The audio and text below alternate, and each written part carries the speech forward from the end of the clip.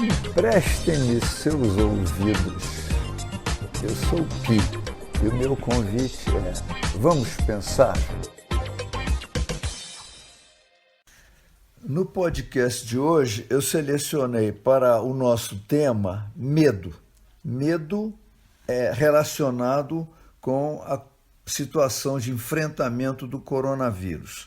Bom, eu escolhi o tema medo para falar hoje porque eu tenho observado essa questão do medo aparecendo de uma forma muito intensa desde que a gente começou a conviver com a epidemia e o consequente confinamento. Eu estou atendendo meus clientes por videoconferência e é o assunto que está sempre emergindo durante as nossas sessões. Então eu queria falar algumas coisas sobre como eu vejo o medo em si. Medo, em princípio, é um sinal de alerta que sofremos quando nos defrontamos com um perigo. Perigo nos traz medo. O medo nos provoca duas possíveis reações básicas, que são a coragem para enfrentá-lo ou a covardia que nos leva a fugir deles. É muito comum se falar como se fossem sinônimos medo e covardia, mas são coisas completamente diferentes. O medo é o antônimo de destemor, que pode ser confundido com coragem. E o antônimo de coragem é covardia, que muitas vezes pode ser confundida com medo. Então nós temos dois pares de conceitos aí, medo e destemor, coragem e covardia. O destemor é a ausência de percepção do perigo. E o destemido geralmente é aquele que vai ter problemas de sobrevivência, de saúde, ou seja lá o que for, por conta de não perceber o perigo e não se proteger do perigo.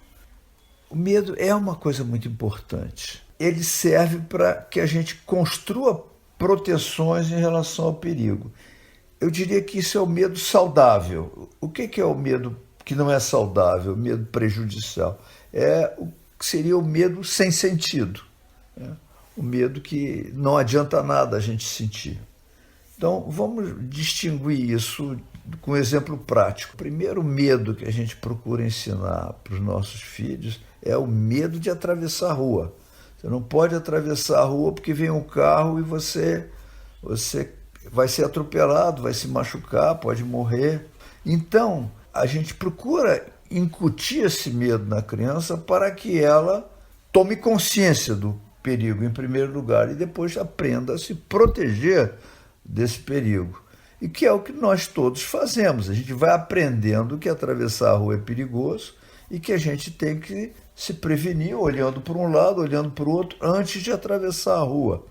E que uma vez que a gente toma as providências necessárias, o medo desaparece, mas ele está lá presente, sempre latente, porque toda vez que um adulto chega numa beira de calçada para atravessar a rua, ele sabe que se ele não tomar cuidado, ele vai ser atropelado. Então ele tem medo, mas não é um medo que nos atrapalha, é um medo que fica subjacente. A gente nem percebe que existe esse medo, a gente simplesmente toma as previdências necessárias. Quando a gente é criança e está aprendendo isso, a gente observa a criança fica ainda insegura se ela é capaz de prestar atenção direito, se ela pode perceber bem, se não está havendo um perigo que ela não está vendo. E geralmente a tendência da criança é atravessar a rua correndo, para se livrar logo do perigo, o que é um equívoco. Na verdade, eu sempre dizia para os meus filhos, só atravessa a rua quando não precisar correr. Aí você pode atravessar devagar, porque você está vendo que não tem carro nenhum e não corre o risco de, na pressa, na afobação, atravessando, correndo, tropeçar e cair, que fica uma situação ainda mais perigosa. Então, Isso é um exemplo muito sucinto, quase rudimentar do que é o medo útil, de como a gente lida com o medo. Agora, o medo prejudicial é quando o medo ou é de alguma coisa que não existe, que também é muito comum, pegar o exemplo da criança que tem medo do escuro, que tem medo que tem um bicho debaixo da cama, e esse medo a gente tem que aprender a forma de ajudar a criança a lidar com ele. Né? Medo do escuro, a primeira coisa que a gente faz é acender a luz. Mas quando você apagar, o bicho vai vir, mas vir de onde? Como é que ele vem? Como é que é esse bicho? Quer dizer, a gente tem que ir desqualificando o medo, né? Mostrando que não há nenhum perigo ali, né? Que a ausência do pai e a escuridão, ou da mãe e a escuridão, não provoca nenhum perigo novo para a criança. E também o bicho embaixo da cama não existe. Vamos lá olhar para ver que não tem. Mas dentro do armário pode ter. A gente abre o armário, mostra que não tem.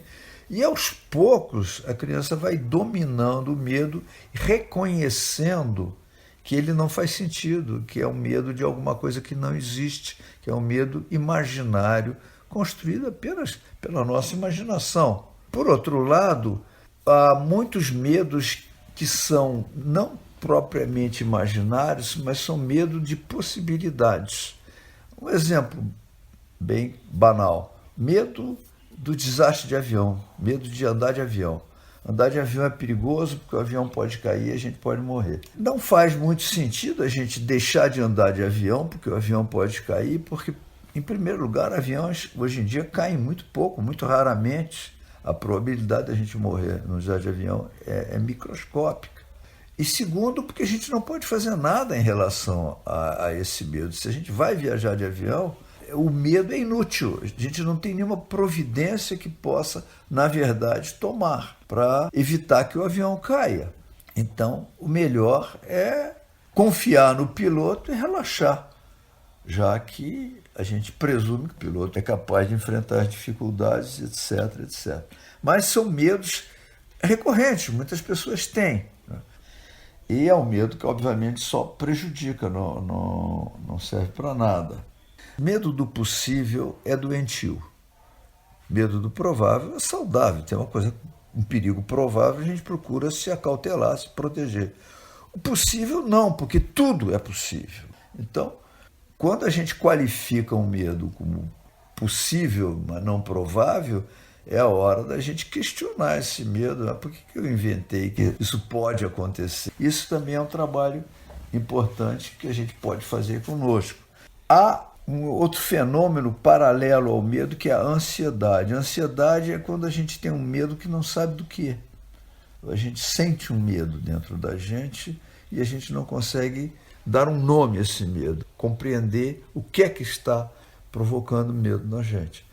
E é um trabalho também interessante a gente procurar investigar como é que a ansiedade surgiu, a partir do que, o que é que nos levou àquilo, e tentar entender a origem da ansiedade, do que a gente está com medo, ou seja, transformar uma ansiedade vaga num medo específico. E aí, encarar esse medo é uma coisa possível, é uma coisa provável, e como é que a gente lida com isso?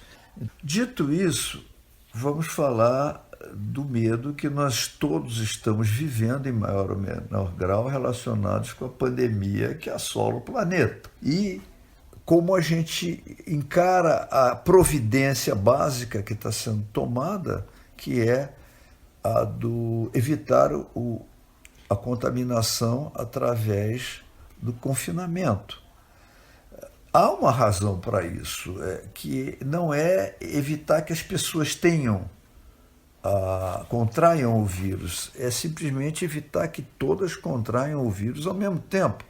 O que se deseja, o que as autoridades desejam pelo mundo afora, é que pessoas não fiquem doentes na mesma semana, mas fiquem doentes ao longo de 2 meses, para que os médicos tenham tempo para atender todo mundo, tenham disponibilidade para receber as pessoas todas, hajam leitos no hospital, nos hospitais para quem precisar, e haja principalmente alguém que possa administrar a medicação, porque existe uma diferença importante entre ministrar e administrar. Você ministra uma medicação quando você entrega para a pessoa, olha, toma isso tantas vezes por dia, você faz uma receita, isso é ministrar uma medicação. Administrar toma, agora amanhã nós vamos fazer um exame de sangue para ver como é que está o teu fígado, vamos tirar uma radiografia para ver como é que está o teu pulmão, vamos acompanhar a evolução para ver se a gente aumenta ou diminui a dose do remédio, de quanto em quanto tempo você vai tomar esse remédio e por quanto tempo você pode tomar esse remédio antes que ele comece a fazer muito mal a você. Porque os remédios que estão sendo usados, principalmente, que estão sendo mais testados e que têm dado algum resultado, não, nenhum resultado maravilhoso, são remédios muito tóxicos, extremamente tóxicos. Corre risco de vida quem toma um remédio desse sem supervisão médica. Então, tem que haver essa administração médica. O médico tem que poder estar próximo dos seus clientes para vê-lo. E ele, claro, não pode estar próximo se ele tiver 10 mil clientes para atender ao mesmo tempo. Então, isso que eles chamam de achatamento da curva de contaminação, evitar que hajam picos, que hajam milhares e milhares de pessoas doentes ao mesmo tempo, tem sentido no que diz respeito a poder salvar mais vidas, a proteger mais as pessoas, a poder atendê-las melhor, se houver disponibilidade de tempo. Essa é a razão básica do confinamento. Só que o confinamento gera outros problemas. Um deles é a questão econômica. Nós todos sabemos que a economia está parada e que isso está tendo e vai ter muitas repercussões na vida de todos nós. A gente está meio sem saber o que vai acontecer no que diz respeito a isso. É uma fonte de medo bastante razoável. A questão é que há muito pouco que neste momento a gente possa fazer para resolver esse perigo. É um perigo que está muito fora do nosso alcance. Muitos pilotos por aí afora estão pilotando a economia do planeta e a nossa economia a gente vai pilotar com os poucos recursos que a gente tem para fazer isso agora. Quando nós reconhecemos que determinados medos não têm solução, não temos como nos defender deles nesse momento, a gente tem que se voltar para aquilo que a gente pode fazer. Então, é importante que a gente cuide da nossa saúde, independente de gripes e vírus, a nossa saúde do todo dia, uma boa alimentação, o exercício físico é fundamental e serve para muitas coisas, e dormir bem, enfim, tudo aquilo que a gente faria normalmente nos outros tempos, nos velhos tempos em que não havia confinamento. Então, há algumas coisas que são importantes da gente sublinhar.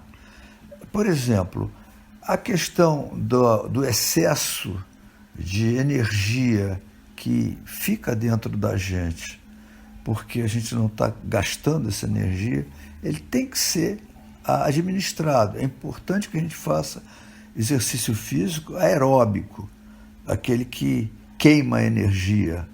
O que se pode fazer de aeróbico dentro de casa é pular polichinelo, se quem tiver uma corda, pular corda ou aprender a pular corda, até corrida no mesmo lugar funciona. E, além disso, o exercício de musculação também, dentro do possível, cada um usa a sua criatividade, a sua imaginação e resolve essa questão. Há um problema que a gente tem que estar sempre lidando com as ansiedades que voltam, que vêm e voltam em relação a essas questões que nós estamos vivendo. Quer dizer, quanto tempo vai durar esse confinamento? Como é que vai ser quando a gente sair daqui?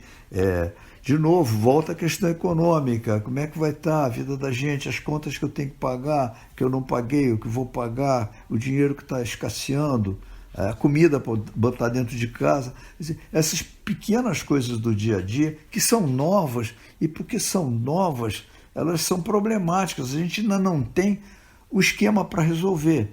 A gente, na vida anterior, a gente já tinha tudo organizado, cada um sabia como é que tinha que fazer para organizar a comida, etc. Estava tudo funcionando.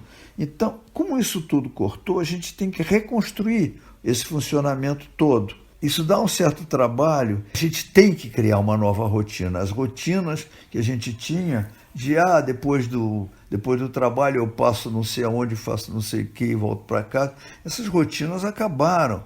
Então a gente tem que ter uma nova rotina. E construir essa nova rotina exige atenção, porque quanto melhor a gente fizer isto, mais confortável a gente vai se sentir. Tem gente que vai trabalhar, fazer trabalho à distância, né? E antes de se sentar para trabalhar, coloca um paletó, uma gravata, se veste do mesmo jeito do que se vestia quando trabalhava no escritório, né? Não faz muito sentido, mas às vezes é uma maneira de manter uma velha rotina. Eu sugiro que a gente busque novas rotinas, que a gente procure, cada um de nós, ver como é que eu posso reconstruir a minha rotina dentro dessa situação de não sair de casa. O que que muda? O que que eu ganho? O que que eu perco não saindo de casa? O tempo livre que a gente ganha estando confinado precisa ser administrado. Porque se a gente não usar esse tempo livre para alguma coisa intensa, útil, a gente vai ficar usando para inventar, criar fantasias, imaginar coisas. E geralmente a gente vai na direção dos medos, das ameaças. E tem muitas. A gente pode imaginar muita coisa desagradável, sofrida e ficar gastando o tempo que a gente tem de sobra pensando ou imaginando perigos e sofrendo com isso, sentindo angustiado porque não pode fazer nada. Esse é o ponto importante. Temos que evitar ficar imaginando coisas em relação às quais a gente nada pode fazer. A gente não pode ficar como uma criança no quarto escuro pensando nos fantasmas que vão invadir o quarto, porque ele está escuro. Então, nós estamos vivendo, sim, num quarto escuro. O nosso futuro é muito escuro. Essa é uma situação da nossa realidade. A gente tinha uma ideia de futuro que estava visível. Vamos fazer isso, coisas marcadas, combinadas, eventos, vamos comemorar a Páscoa.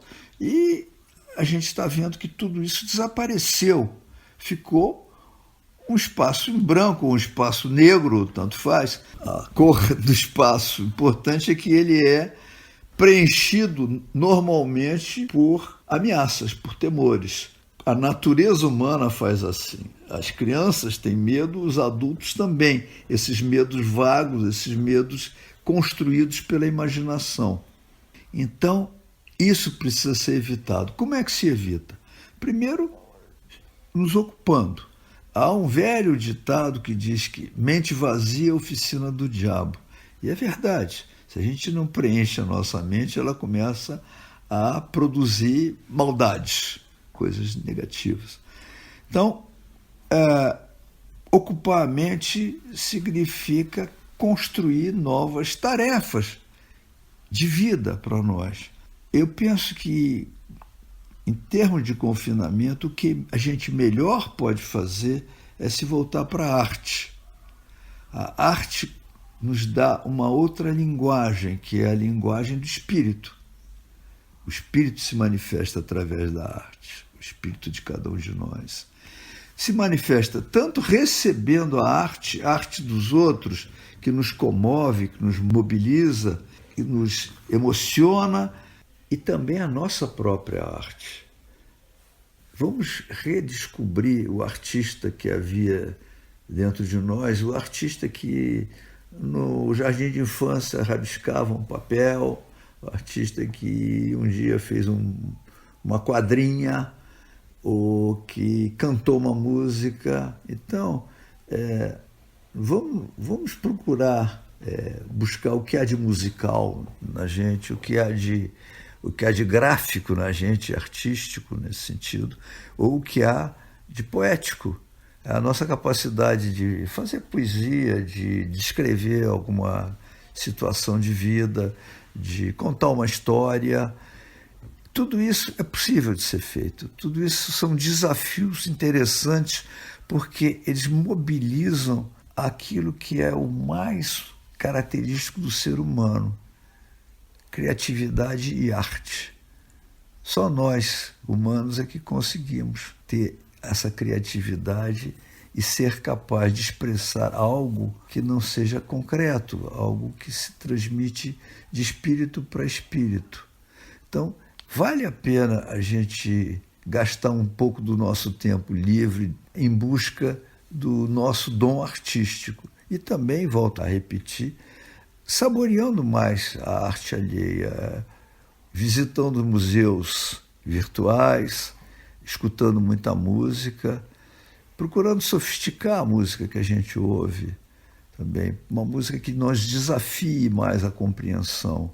E ler alguma coisa que tenha alguma profundidade, que nos dê um pouco mais de trabalho para digerir o que foi lido. Então, todo esse processo vai nos ajudar muito a nos livrar das ansiedades em relação a questões que a gente, nesse momento, não tem como resolver.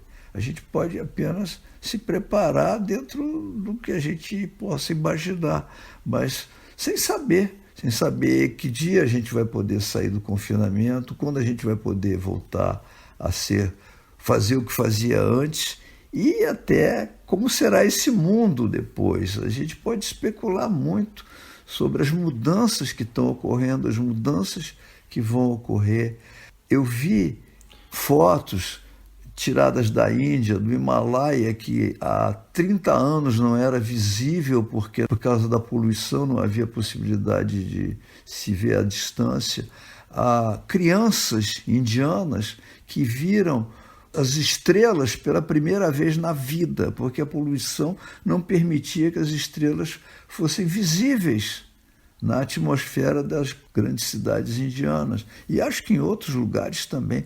Então há muita coisa que está acontecendo por causa dessa freada na economia que diminuiu a poluição. Eu vi hoje um pequeno videozinho da água da Bahia, de Guanabara, mais limpa, menos poluída.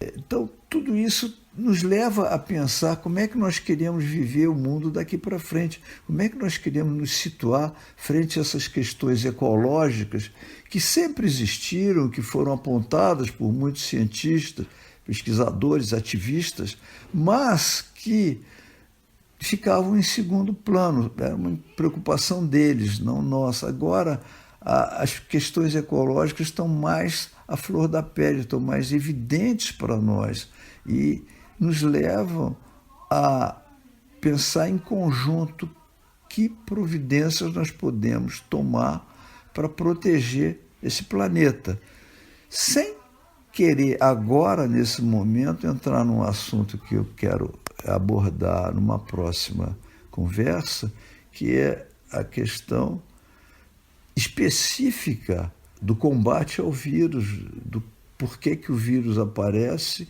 e o que nós podemos e devemos fazer em relação a uma perspectiva futura de combate a vírus.